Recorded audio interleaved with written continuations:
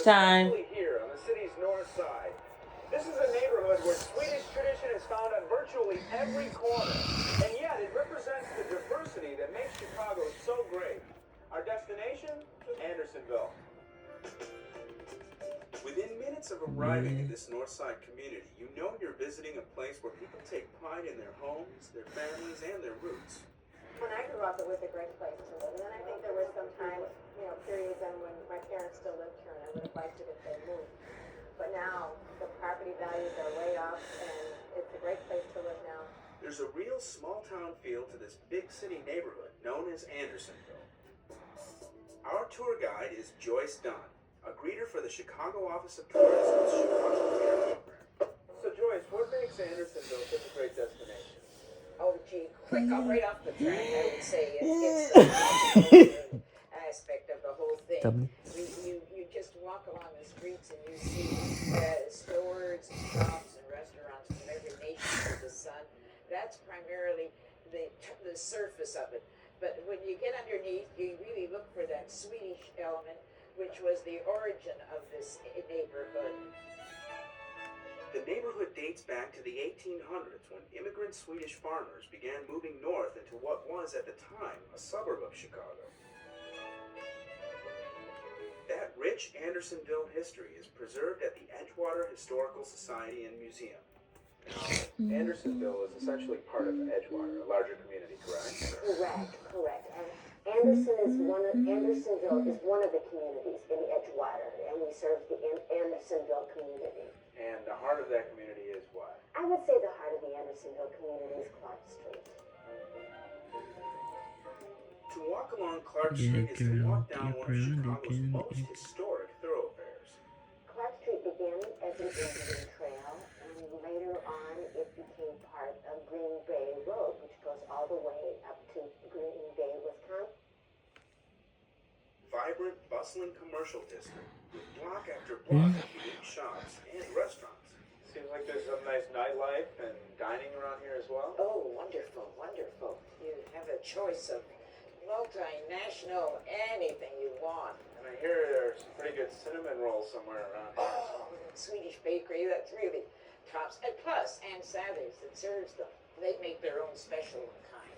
And right next door to Ann Sather's, nourishment for the mind at the Swedish American Museum Center. Since 1976, this museum has been an anchor of Andersonville.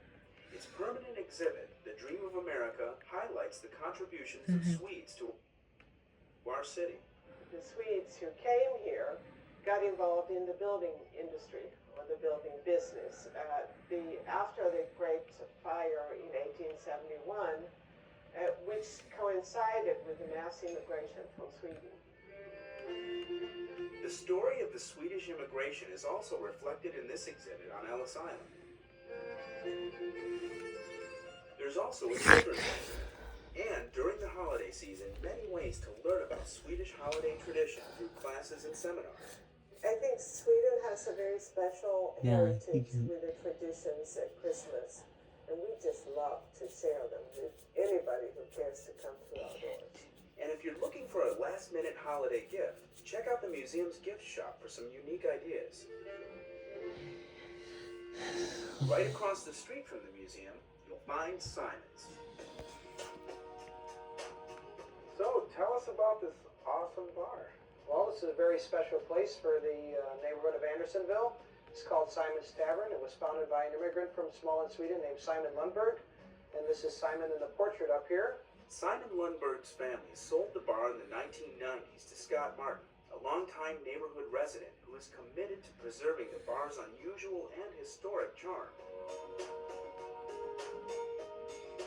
And before it was a bar, Simon ran an underground drinking club in the basement, a speakeasy during COVID. This is the NN Club. It's members only. This was the room where there was only 4 tables down here, where the guys would sit and whiskey bottles, and then they sit at 4 different tables, and that was it.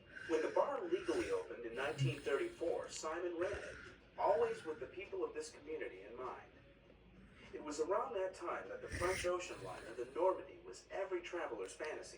there was such hoopla, and nobody, of course, in this neighborhood could afford to go on the Normandy. Simon thought he'd try to build a bar that would have the feel of one on the Normandy. So that's why you see the portholes in the back bar, and all the woodwork is rounded, curved, giving it a nautical feel.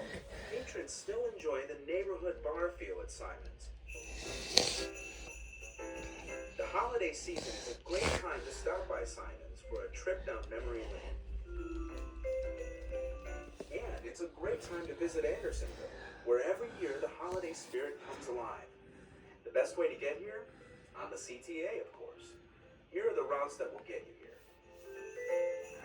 22 Clark, 50 Damon, 92 Foster, 84 Peterson, 36 Broadway, Red Line.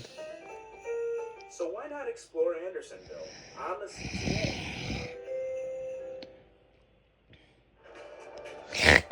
I heard it.